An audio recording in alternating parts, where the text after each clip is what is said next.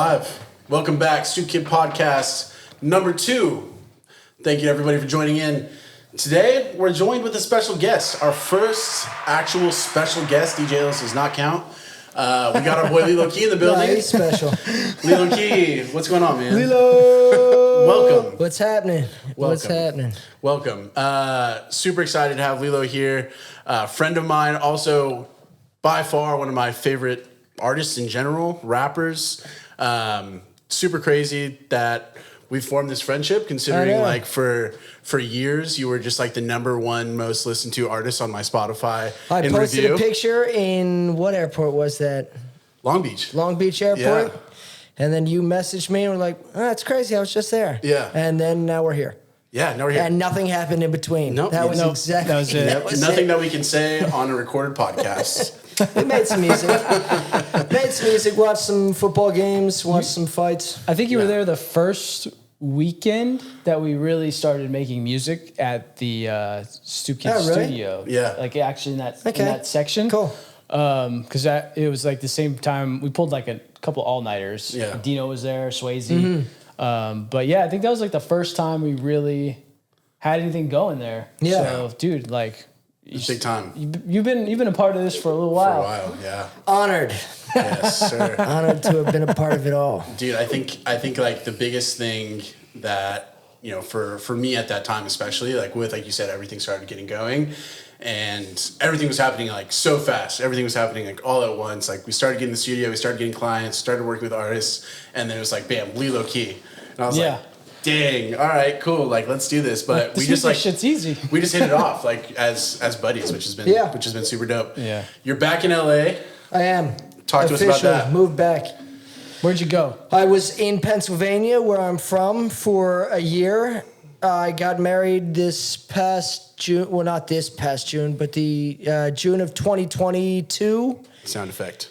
Bam, bam, bam, bam, bam. And I was in Palm Springs. And we knew I'd moved out here initially to LA just before the pandemic in August 19. Had a little bit of time to experience what was Los Angeles, and then everything shut down. And what I experienced of Los Angeles before everything shut down was shit. So it just met some terrible people. Yeah, they're out here. Yeah, in ways that like, and I came from New York for 10 years. I know terrible people, but it was scummy in a whole new way, and I just didn't I didn't take to that. Yeah, more spread out scumminess. And more sly with everything. But yeah, so we got married, and we knew we didn't want to live in the start our married life in the apartment that we were in for like the large majority of 3 years.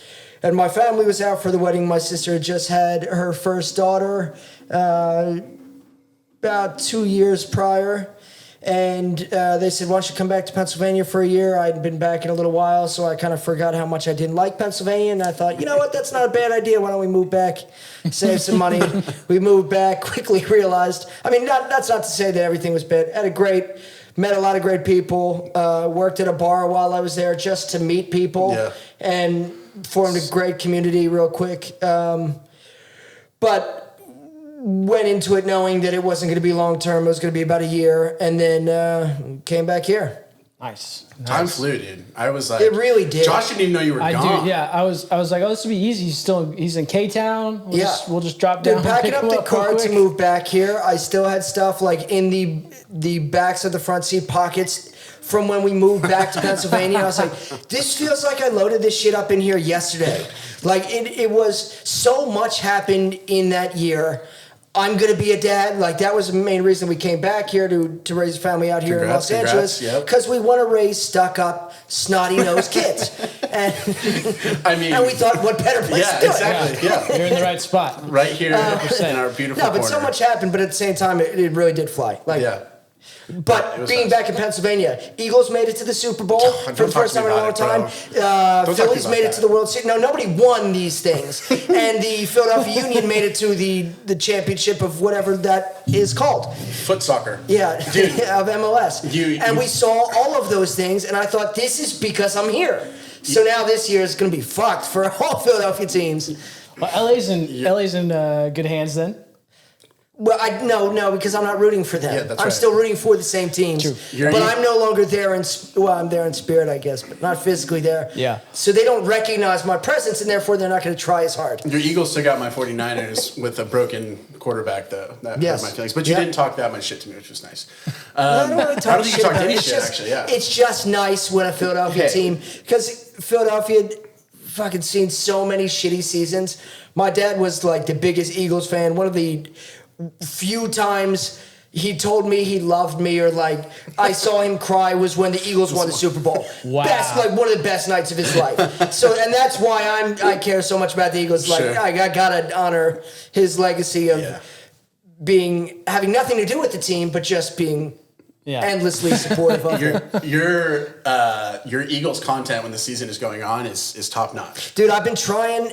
It's been a real goal of mine. I haven't done anything about it like super recently, but I want to get songs played for the warm-ups. Oh, absolutely. When they're like, so I have some people that work with Major League Sports. So I have Maryland baseball team, University of Maryland baseball team. They play me during warm-ups. Oh, sick. So, and it's all because of these few people that I have in like positions that I've talked to, and we're trying to figure out a way to get it. But like that's the biggest gift I could give my late father would be, fucking LILO Key before Eagles games. That would be so sick. We're gonna treat this like a real athlete. Right now, you're collegiate level, but it's okay. We're gonna get there. And we're putting it out into the universe right now. I also really liked when you were in Pennsylvania, because you weren't living in Philadelphia, like you weren't in the city. No, right? I was in the sticks. I was in. I was where I was raised, and Lancaster, Strasburg, Pennsylvania. More specifically, the heart of Amish country. I was gonna say where Amish started. And you were embracing that with the content. Like I was watching clips, which we can talk about that further in terms of like how much you've done with the visual side of it. But like you, I think I saw some like straight up just like overalls, like you were fully embracing it with some of these videos. I've never worn overalls, so I don't know what you're talking about with that. Never worn overalls. Let the record show. That was a private video, Blake. Oh yeah, I don't own a pair of overalls. Maybe I did when I was a toddler, but not since then. No, you know what I'm talking about. Yes, you've seen it. You made it. Yes, and I do think like reflecting on the year in Pennsylvania, like I was. Like I said, we were stuck here in LA in four walls for the large majority of 3 years. And you lose a lot of creativity. You start to feel like even when you're not physically stuck, even when the restrictions are lifted and stuff like that, you still are used to being a homebody, not doing things, being limited, everything. Your creativity kind of goes by the wayside. And being back in Pennsylvania is like, we were staying with my mom at her house, and she got a big yard, you got a garage full, all kinds of tools, space to do all kinds of stuff. I know the area, I know where to film, I know where I can film, I know we used to do this all the time as kids and stuff, and it was nice being back, like reinvigorated me 100%. So sick. And made some of my favorite songs that I've made yet in a genre other than rap, and I'm making a music video right now for one of those songs that I definitely never would have made if I just stayed out here, and really starting to find my love for creating in general again because of that. That's awesome. That's dope, man. And you're from what it looks like, you're filming and editing Everything. all of your own content. I'm in it. I'm filming it. I'm editing it. Yeah, I wanted to ask you about that because you do a lot of like just you in it. And the camera is just sitting there? Just sitting there. Just sit there. I can't do it any other way, really. Like, unless I'm doing a selfie type thing, but I don't want to do that. That doesn't look cinematic. I'm a stickler for the cinematic. For sure, yeah. And that's kind of what it blows my mind a little bit of the quality. Well, wait. Because the stuff that I've put up online so far, like the TikTok videos and everything, they're cool. I'm doing right now a music video for Radiohead, and this isn't really a secret if you've followed me on my Instagram or TikTok or anything. I've been posting a lot of content recently because I'm doing a whole music video for the song. I'm shooting it, I'm editing it, I'm playing every character, and the music video is a remake, almost shot by shot, of the first Iron Man movie. So like and I really should have thought more about this before deciding, like, I'm going to go all in with this, and I'm going to make it as good as I possibly can. Hollywood quality shit. but I didn't know at all what I was getting into. And so it's me playing every character. Yeah. Who's going to handle all the VFX? I am doing that. I'm learning how to do VFX. Is that why you're and I'm building getting pretty goddamn good at it. Is that why you were building a 3D cave? Yeah. So that's what I was doing before I got here. So I text Lilo that we're on the way to pick him up to bring him to the podcast, and he goes, "Cool.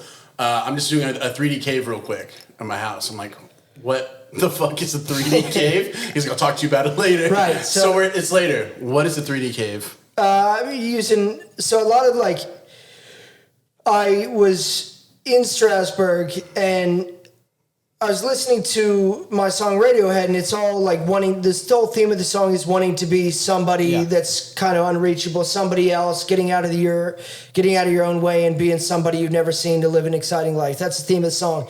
My wife is a big Marvel fan, and I've seen the movie Iron Man a couple times probably before, but was watching something about it at one point in time, and I thought, and I had just watched, Deepfake Tom. This is really kind of a convoluted way to answer that, but I'm gonna just go with give it to me. Yeah. So you've seen Deepfake Tom Cruise? On TikTok. So I watched a podcast with him, the guy behind it.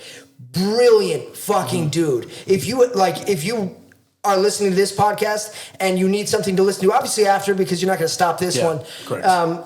But want something to listen to after this, he does a podcast with Colin and Samir, these guys on YouTube that I forget what their whole channel is called, but they help creators, and they're big on reporting on creator economy and stuff like that. He did a podcast with them.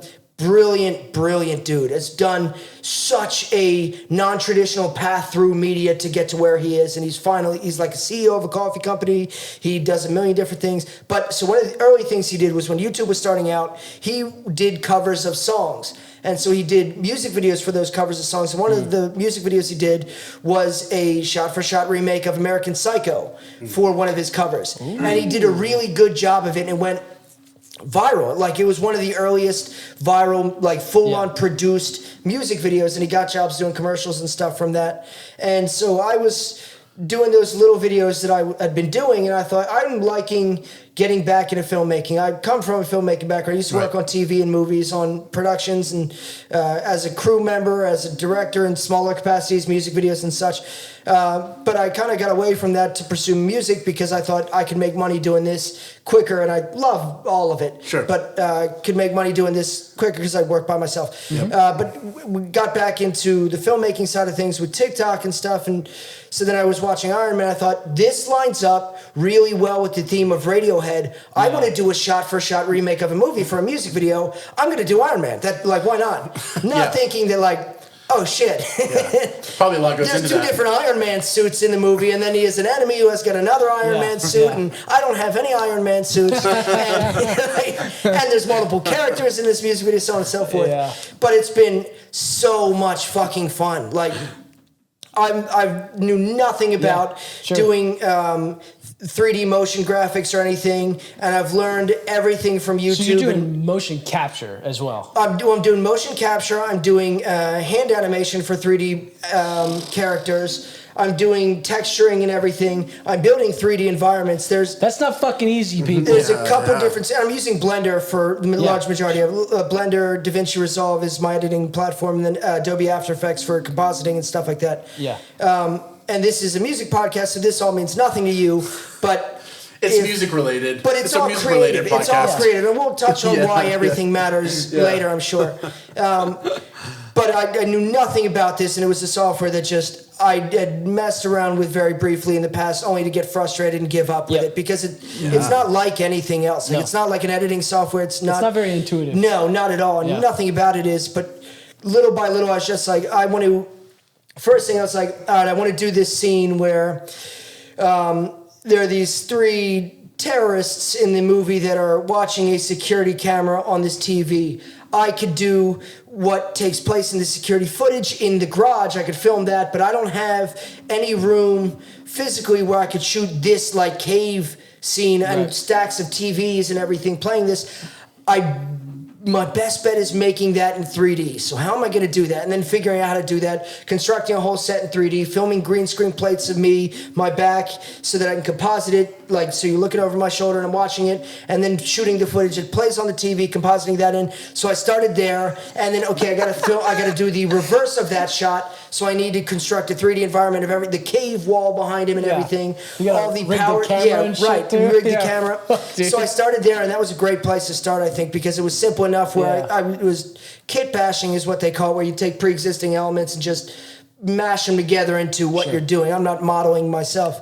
But then from there, I was like, all right, now let's figure out how to make Iron Man animated, get a 3D model of Iron Man, animate him, learn how to animate, and then, okay, let's learn how to texture, and then, okay, let's learn how to move a camera and create a whole 3D scene, and now... So lighting... it's everything. Dude, sound, but it is sound so cool. Yeah.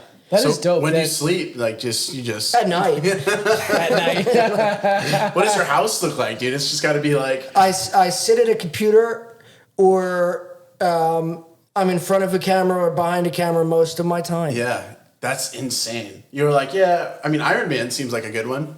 Yeah. Dude, but all my favorite thing about myself is that side of me. Totally. Like, because I could be that side of me. I'm an addict with a lot of stuff. So if I decide to do something that's way out of my comfort zone creatively, and I can wake up every morning and learn and further my abilities and stuff, and I can be addicted to that and getting better, like, that's where I'm my best. Yeah. And I find also universally, that's when opportunities just fall into my lap. True. And it just feels like in those instances I'm doing what I'm supposed to be. Yeah. And I'm not destructive in any way, self-destructive or anything.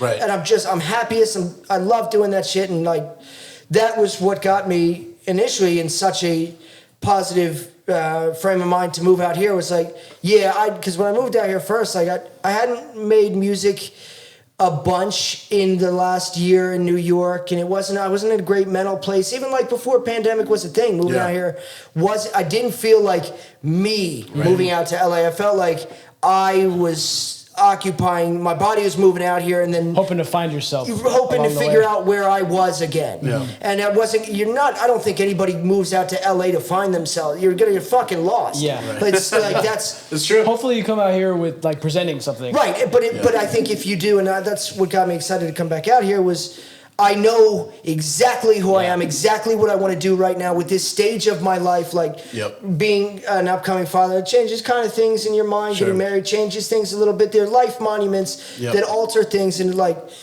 I was in a place where just music wasn't solely doing it for me. And the industry it's just been changing so fucking quickly. Mm-hmm. True. With everything. And I just don't care anymore to keep up with how fast, oh my God, TikTok got a new algorithm, everything switched, and I'm not getting views.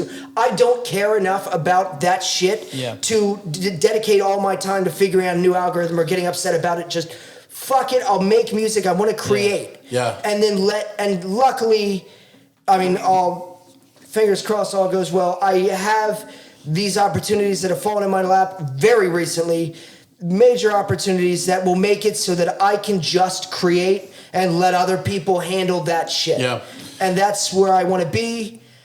That's the dream. I mean, you're never going to actually catch up, right? Like, that's the thing about chasing all those things. It's like, the system's designed so that you can't figure it out, right? Right, like, and that was like, so fucking when I first got on musically, and like that's using that term loosely because I'm not famous, but like you started getting traction, when I got traction and started seeing more than a penny in terms of earnings from music, I got to that place by growth hacking, by finding, by being so dialed in to where social media was and the music industry was and all that to the point where I could manipulate certain things. And stories been told on other podcasts. I don't care to delve into that too much. But I'd gotten there by being that guy to the point where all the first meetings I had for years, I mean, fucking two, maybe 3 years with record labels or anybody prominent in the music industry was like, it was, in terms of branding conversations, it's like, how about you be that guy that helps other artists get on and teaches other people the social media side, the marketing side of things. Yeah. And I tried to some extent. I ran a marketing company where I helped other artists. I worked with independent artists, major label artists, and everything. I got so fucking burnt out from doing that by just working with scummy people and having shit pulled away from me and everything. I was just like, thank God I never decided to brand myself as that guy, because you're right. You're never going to constantly stay on the forefront. Nope. And if that's how you're branding yourself, you have a very short lifespan. Right. You were also tiptoeing the line between creator and marketer. Right. Which, like, that's two different worlds. And for a little while, I rode too far on the side of marketer to the point where creator suffered a little bit. And I don't want to go back to that. Like, that's not what I'm not a marketer. Yeah. I'm good at it because I'm creative in anything that I do. Sure. Right. And I was creative in the ways that I marketed. Yeah. But when I got to just doing marketing, like how marketing worked, I do not care to do that in the slightest. It's just ugly. Well, even with you saying, like, you know, the recent opportunities that you have while you've just been being creative and working, like that's, and I don't think that that's like a one-off situation. I think it happens often because you can call anytime I'm doing what I'm supposed to be doing, those exactly things happen. It's exactly and that's the only time those things happen. It's been true for myself as well, and for all the Stoopkid stuff. Is like when you get lost in the weeds is when you're truly lost in the weeds, right? Like your opportunities aren't going to find you, whether it be because people see that you're lost in the weeds or that you don't have direction. But honestly, like I think direction in itself comes from us just chasing the thing that means the most. Yeah, you decide the direction. Yeah. At the end of the day, it's right. like if you're just being you and it's cool, like people like it, it'll find its way regardless of the algorithm, regardless of I think a lot of it's taking your ego out of it. Like if you're just, that's like anytime I'm creating something from just the place of the purest me, I'm more friendly, I'm more outgoing, my ego's gone, and that's when things feel good. Anytime my ego's, and rap is a fucking hard place to not have your ego on the forefront of everything. It's all ego. And it's real easy to get stuck behind an ego. Yeah. 100%. I think it's, especially for somebody like you who is like a very real person, like it's a character. It becomes a character then, right? And I've always said like the best artists that I personally like, it's when there's the character and the real person are the same thing. Right? Yeah, I can't be a character. I've had so many meetings, and that's the one thing, like in somewhat related to this is the changing landscape of what marketing has become a lot more visual and creative in a lot of ways. And I like that. I like how TikTok is right in my wheelhouse, making video content, being creative in the ways, and that's how you could break and stuff like that. That's cool. I enjoy that. That being said, I've had so many conversations where that was the conversation with major labels, with minor labels, with marketing guys.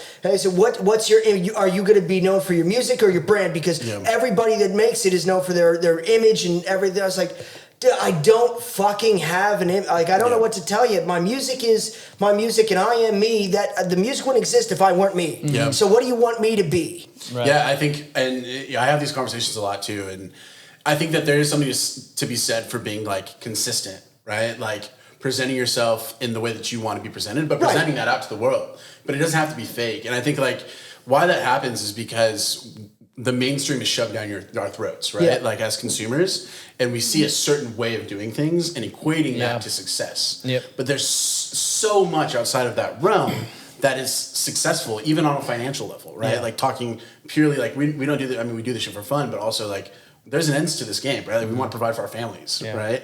And I think that understanding that there's so many people not in that mainstream realm that are finding success in what they're doing. Well, and that's the thing too, is like 2 points to that. One is, I think, and I'm not, in what I was saying, I'm not trying to say that I was doing anything the right way. Like there are ways to be yourself in better ways than I have been, which is just kind of letting it all out there. Right. Like the better way to do that in a branding sense would be show them the major things, the keywords, and then let them in on a little like related keywords about you, and like leak your personality in. Sure. I don't care to do that, and it's probably to my own detriment, but whatever. But the other thing is, to touch on what you just said, you're right. Like we constantly, as artists, as marketers, and everything, you look to the mainstream to get an idea of what you strive to be, I guess. But at the same time,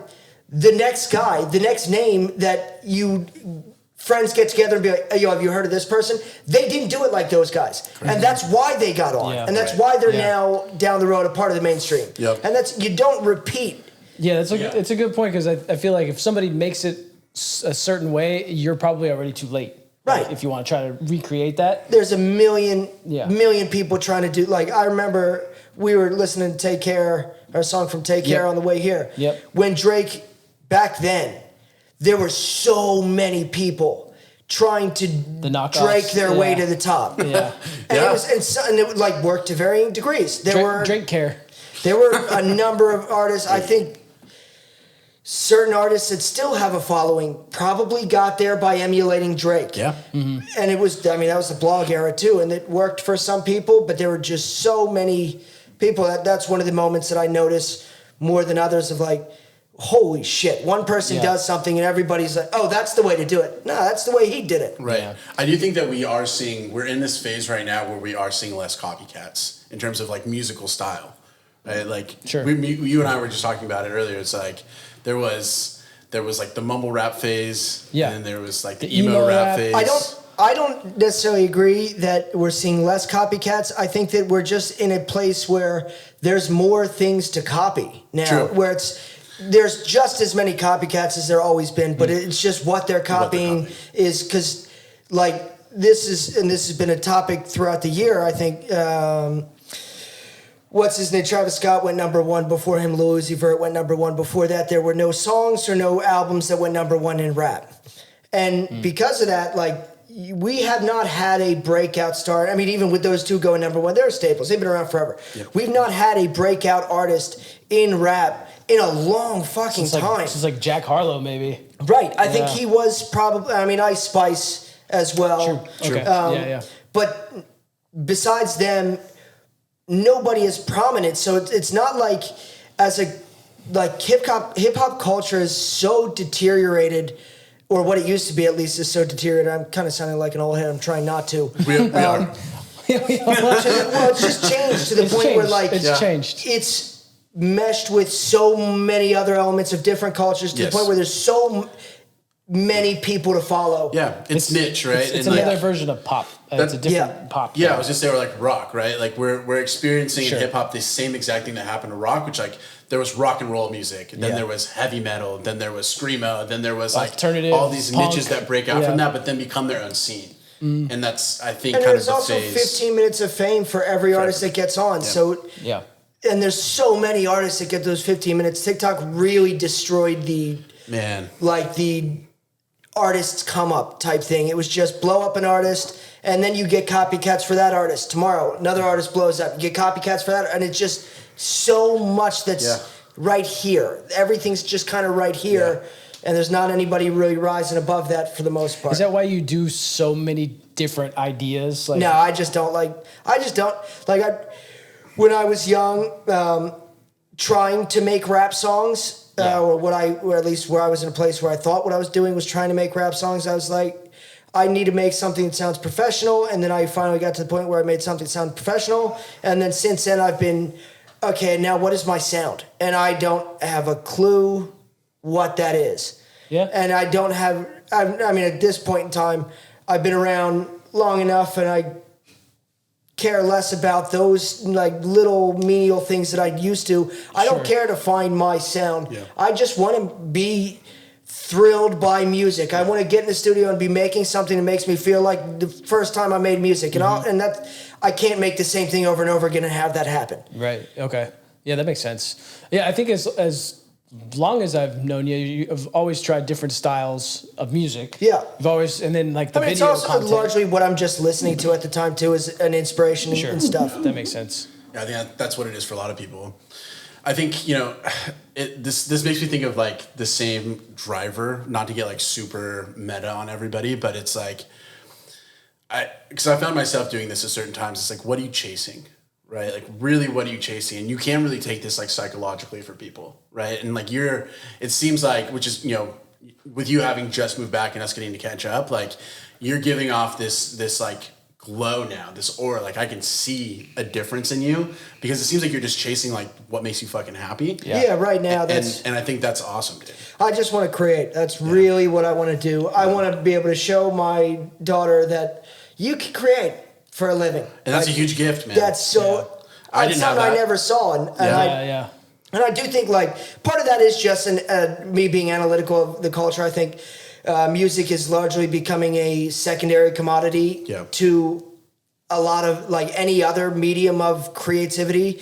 Like it's just businesses, companies are. This is something I found out today. There's this company that makes animations and they sell toys like designer toys and stuff like that. They've created a rap duo and they are now on the scene. They performed at Rolling Loud in Miami or something like that, opening for Lil Uzi Vert. It's these two animated characters voiced by two rappers, and they had 1,400,000 followers on Instagram. Came out of nowhere. Like music is so fucking nothing anymore. There's an AI rapper. Right. There was an AI rapper that was signed to Universal and then he got dropped because that was such a bad idea. So poorly conceived. Didn't he like start going in people's DMs and like saying weird shit? He was the same guy? White-looking animated character that was saying the N-word because the rapper rapping his stuff was black, and it was just so fucking like. There have been times when I've applied to jobs at places. And like for creative jobs or record labels, like as an A&R, because I've just been curious about maybe going in that direction with things, and not gotten the positions. And then I see stuff like that. It's like, how the fuck do idiots like occupy these positions? Yeah, if that's what you want, I'm good. I probably wasn't the best fit. There's so many of you that idea has to pass through to become a reality. So much money. That has to be put into different elements of this, and that's what you decided to do. But what's fucked up is it works, right? Like there's, and that's the other side of it too. Is like mistakes pay. Yeah, like just looking sloppy and being racist or wrong, or it all pays, and it's just so ugly. Right. That I just like. I'm still always going to make music. Always want to promote my music, and hopefully, I've been in talks with a couple different record labels, getting close to finalizing a deal with one. That would be a major thing for me. Congrats, dude. That's awesome. Great Fingers label, crossed. Great people. Looking forward to that. I'm going to pursue music in a different way than I have before. I'm also looking to get into directing films again and working on that side of stuff, working with, like, Hollywood's at a tumultuous place to say the least, and I want to work with creatives that are out there looking to just make stuff. And that's what I'm trying to do. That's awesome, dude. Yeah. Hey, I have a question about that actually. What the whole Hollywood strike thing? Does anybody know? Like, what is that? So it started Pleading ignorance here. It started with writers. I don't know too much about it, but all of my best friends work in the industry, mostly in New York. In the industry. So it started with writers.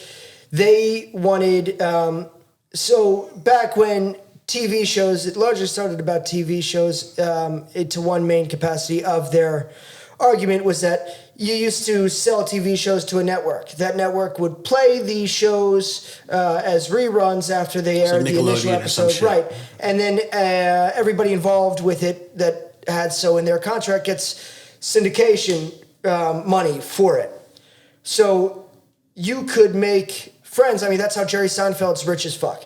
Is because Friends, or not Friends, Jesus Christ. Seinfeld, right. It's in the name. Is syndicated to oblivion. Yeah. So he has hundreds of millions of dollars because of syndication. Because it's still constantly. And he never had to be an actor beyond that, really, or a comedian, even if he didn't want to beyond that. He made multiple lifetimes worth of money off of that show. That's not a thing anymore because you sell these shows to streaming platforms. They pay you up front. Yeah. And then if you're most actors in a deal, you're not getting a percentage of back end. You're not getting points on the back end, so you're not involved. You're paid your upfront fee, and then that's it. Yeah. No matter how popular the show gets. So Stranger Things can get streamed 100 million times. You could be in this era's version of Seinfeld or Friends, for that matter, and you have gotten your initial paycheck and still be broke. Yeah. Because the industry just isn't the same. Another side of it is AI being brought into the writers' rooms. Wage minimums also for writers' rooms, and studios cutting down on the amount of writers in a writer's room less than they used to be. Sure. But the AI stuff is interesting because one, it's an argument that like they don't want to be replaced by AI. But the other thing is like AI is regenerative. Yeah. So it's not generative. Whereas writers, creativity, and this you could get really in the weeds with the philosophy of all this, as whether creativity is truly generative or regenerative. Exactly. Because in a way it is. Yep.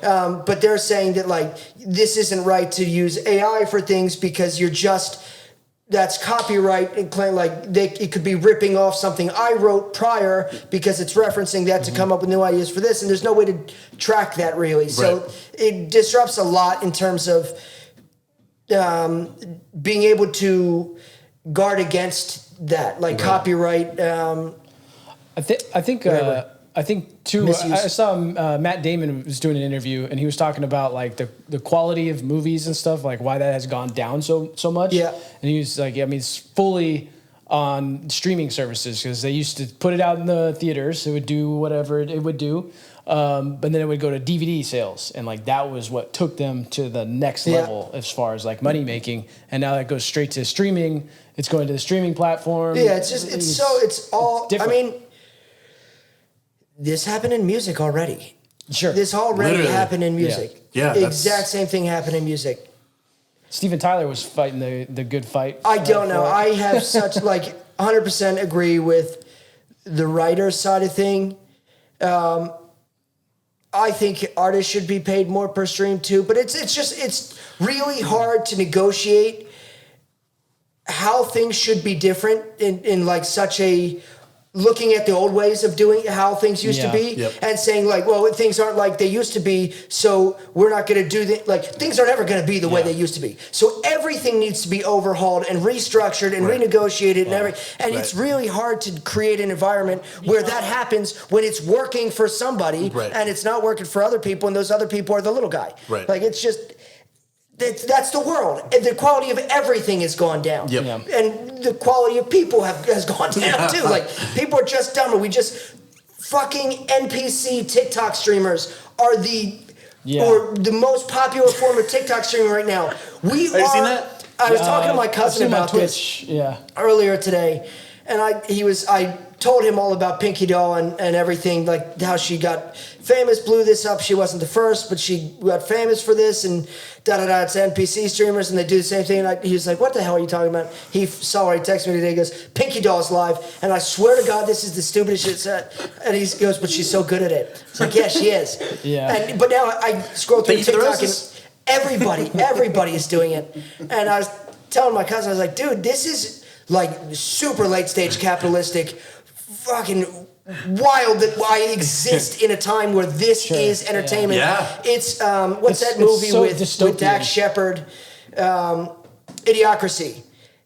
I don't know if you've ever seen that movie. It was an old movie that got really overlooked. But we are so much like the people in that movie where it's just dumber and dumber and dumber and dumber. And I say, dude, I really hope I'm alive to see the world like truly burn because this shit's headed to a burn. We went from movies to Instagram clips to TikTok. The attention span is just getting smaller and smaller. Dude, I read and we've just raced through topics at the same pace that attention span is getting shorter. I read a studio. We don't want to be the main character. I read a study that said that humans now on average have a lower attention span than goldfish.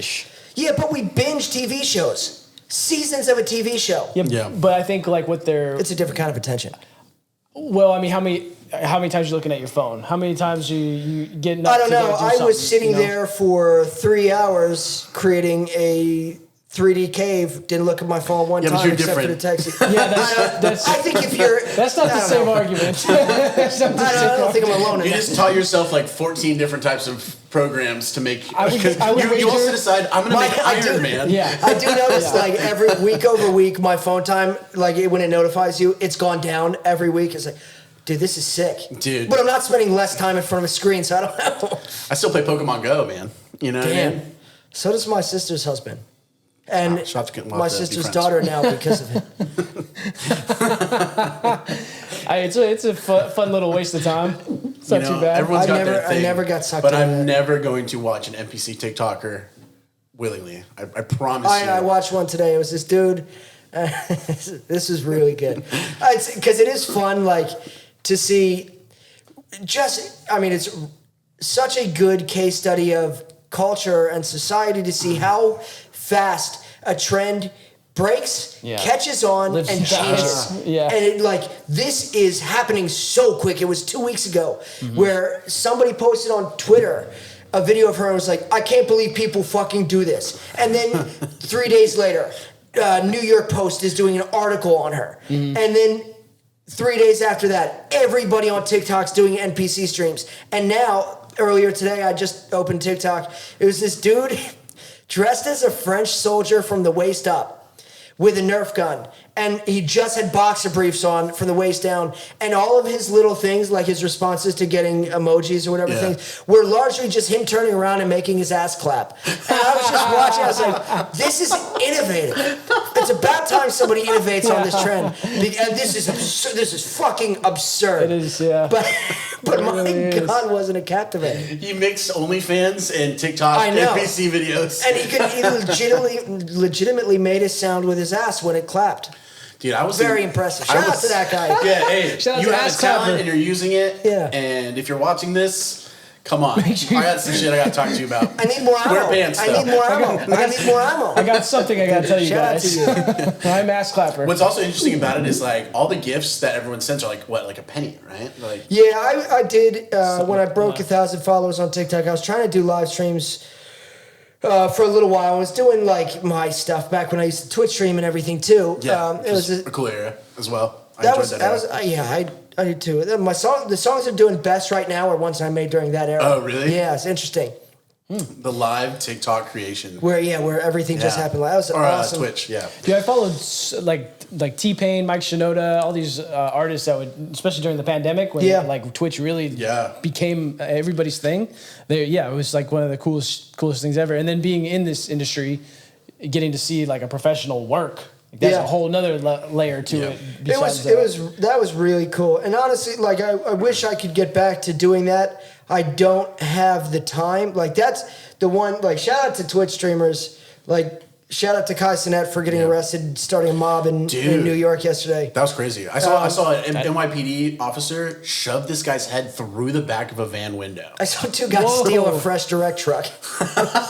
Holy shit! I didn't know any of this happened. Just wild. Izzy got my attention at one point yesterday. I was like, what's happening in New York? And I was like, I have no idea. I opened up Twitter. It's like, You mean X? Oh, yeah. Still Twitter. Still Twitter on my phone. I saw people were, and I mean, you can't trust the eBay prices of anything, but people were trying to sell iPhones with the original Twitter app still installed. I have the original Twitter app still installed. How much? And I will not update it. So name your price if you want to buy my phone. Me too. It's a cracked iPhone 8, and I need to update it anyway. Hold on, you said it's an iPhone 8? Yeah. Oh, wow. Wait until the 16, and then from there, wait until the 32. I'm squaring every phone. Not only do you have the original Twitter app, you might also have one of the oldest iPhones currently in circulation.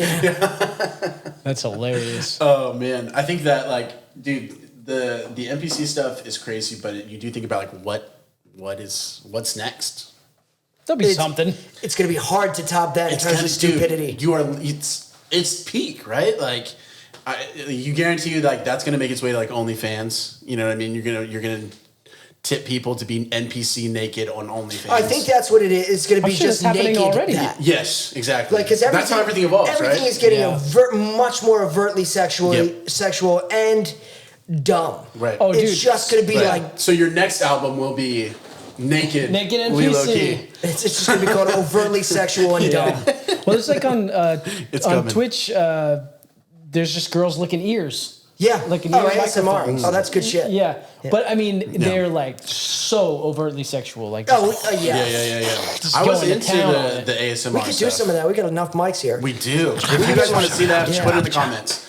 LILO KEY's back. If you want to see a bunch of NPC ear-licking streams on TikTok. I like the tapping stuff and the scratching stuff when it was in there. That stuff actually worked for me. That's fine, but the whole thing is they're just sucking ears. Yeah, it's just meant to calm you down or something. Yeah, just like you get like kind of the chills in the back of your neck. Yeah.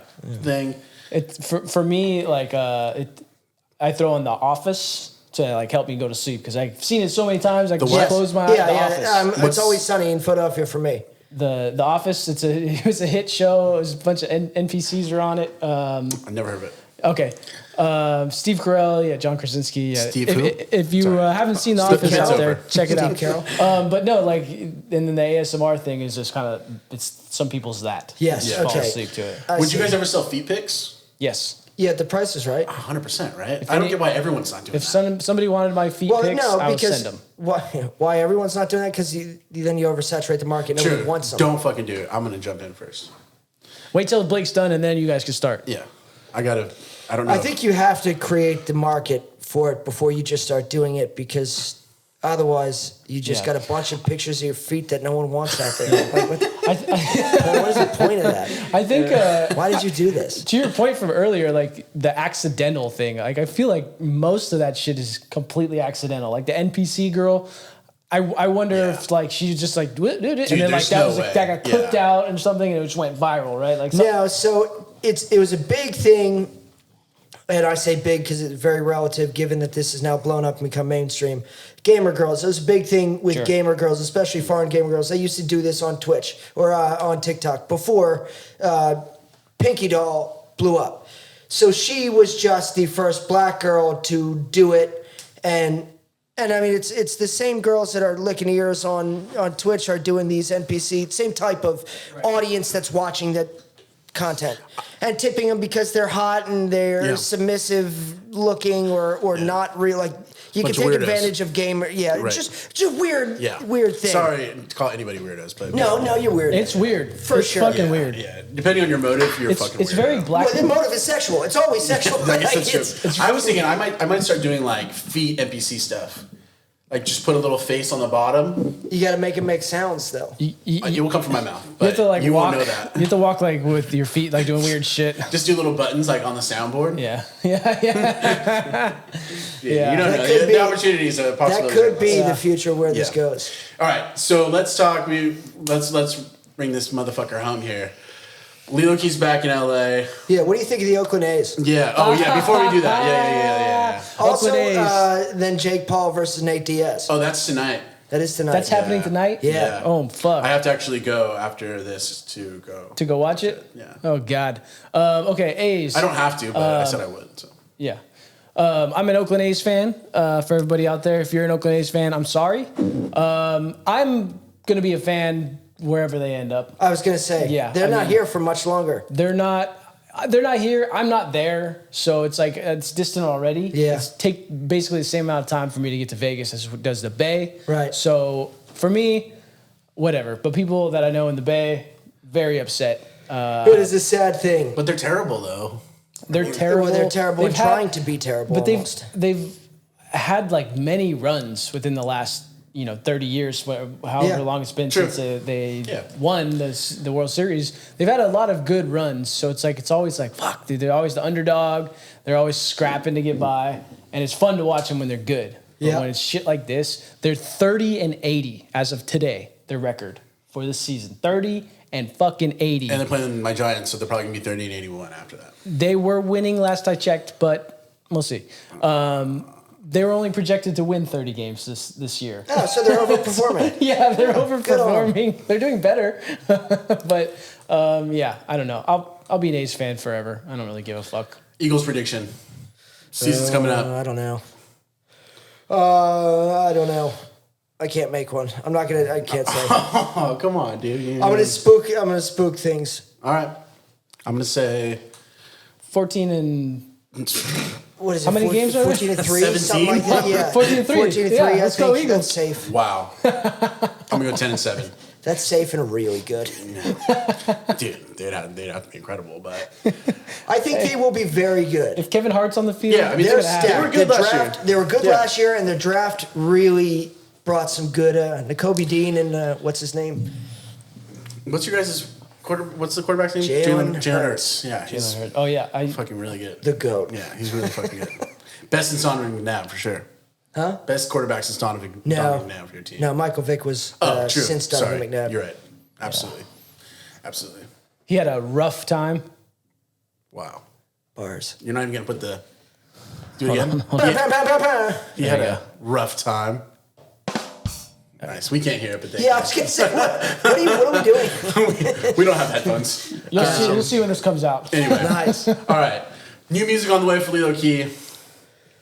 Yeah, I'll put some new stuff out. Please, probably next 2 weeks. I got some songs that need to get out here. So when you're watching this, go search LILO KEY, check for the new drop. If it's not there, listen to the other shit. It's really fucking good. Yeah, I bet you I got stuff out that you haven't heard yet. Yeah, absolutely. When can we expect the Iron Man video to drop? Building the 3D I'd cave say today, dude. by December.